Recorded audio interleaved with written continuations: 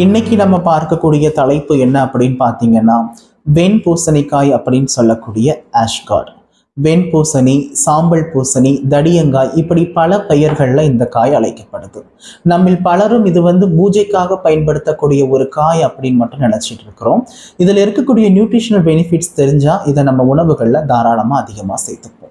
இது பூஜைக்காக பயன்படுத்தக்கூடிய ஒரு காய் மட்டும் கிடையாது. அன்றாட நம்முடைய ஹெல்த்தை மேம்படுத்துறதுக்காக நம்ம உணவுகளில் கண்டிப்பாக சேர்த்துக்க வேண்டிய ஒரு காய் அப்படின்னு சொல்லலாம். இதில் அதிக அளவு நியூட்ரிஷனல் பெனிஃபிட்ஸ் இருக்குது. இந்த காய் சாப்பிட்றதுனால என்னென்ன நியூட்ரிஷனல் பெனிஃபிட்ஸ் இருக்குது, இதனால் நம்ம உடலுக்கு என்னென்ன நன்மைகள் நடக்குது அப்படிங்கிறத பற்றி இந்த வீடியோவில் நம்ம டீட்டெயில்டாக பார்க்கலாம். அதுக்கு முன்னாடி நான் உங்கள் டயட்டீஷியன் டாக்டர் சுரேந்தர். இந்த மாதிரி வீடியோக்களை தொடர்ந்து பார்க்குறதுக்கு என்ன ஃபாலோ பண்ணிக்கோங்க. இந்த தடியங்காய் அப்படின்னு சொல்லக்கூடிய இந்த வெண்பூசணியை பார்த்தீங்க அப்படின்னா இதில் 90% அதிக அளவு நீர் சத்து இருக்குது. அண்ட் இதில் அதிக அளவு ஃபைபர்னு சொல்லக்கூடிய நார்ச்சத்தும் இருக்குது. அண்ட் இது ரொம்ப கலோரி கம்மியான ஒரு காய் அப்படின்னு சொல்லலாம். அண்ட் இதில் அதிக அளவு வைட்டமின்ஸ் அண்ட் மினரல்ஸ் இருக்கிறது.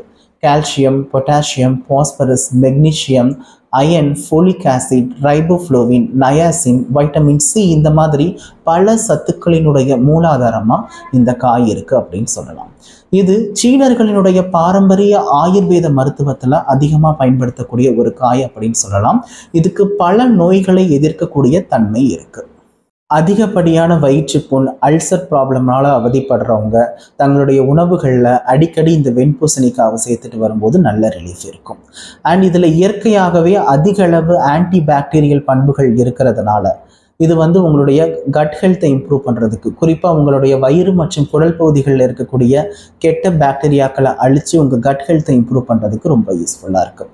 அண்ட் உங்களுடைய ஜீரண மண்டலத்தை மேம்படுத்துறதுக்கு உங்களுடைய உணவுகளில் அன்றாடம் நீங்கள் இந்த வெண்பூசணிக்காவை சேர்த்துட்டு வரலாம். இதில் அதிக அளவு நார்சத்து அண்ட் அதிக அளவு நீர் சத்து இருக்கிறதோடு மட்டுமல்லாமல் இது ஒரு லோ கேலரி ஃபுட் அப்படிங்கிறதுனால அதிகப்படியான உடல் எடையால் அவதிப்படுறவங்க தங்களுடைய வெயிட்டை குறைக்கவும், உடல் எடையை கட்டுக்குள்ளே வச்சிருக்கணும்னு நினைக்கிறவங்களும் இந்த உணவை அடிக்கடி தங்களுடைய உணவுகளில் சேர்த்துட்டு வரலாம். அது மட்டும் இல்லாமல் மூல நோய்க்கு இந்த வெண்பூசணிக்காய் அப்படிங்கிறது ஒரு நல்ல மருந்து அப்படின்னு சொல்லலாம். இதில் அதிக அளவு நார்சத்து அண்ட் அதிக அளவு நீர் சத்து இருக்கிறதுனால மூல நோயை குணப்படுத்துறதுக்கு இது ரொம்ப யூஸ்ஃபுல்லாக இருக்குது அப்படின்னு சொல்கிறாங்க. ஏற்படக்கூடிய இரத்த கசிவை படிப்படியாக குறைச்சி கியூர் பண்ணக்கூடிய தன்மை இந்த வெண்பூசணிக்கு இருக்குது அப்படின்னு சொல்லி பல ஆய்வுகளில் கண்டுபிடிச்சிருக்கிறாங்க. கைகால் வலிப்பு, பதட்டம், தூக்கமின்மை, நியூரோசிஸ் போன்ற நரம்பு மண்டலம் சார்ந்த பிரச்சனைகளை கியூர் பண்ணுறதுக்கு இந்த வெண்பூசணி தங்களுடைய உணவுகள் அதிகமாக சேர்க்கப்படணும் அப்படின்னு சொல்லி பல ஆய்வறிக்கையில் சொல்லியிருக்கிறாங்க.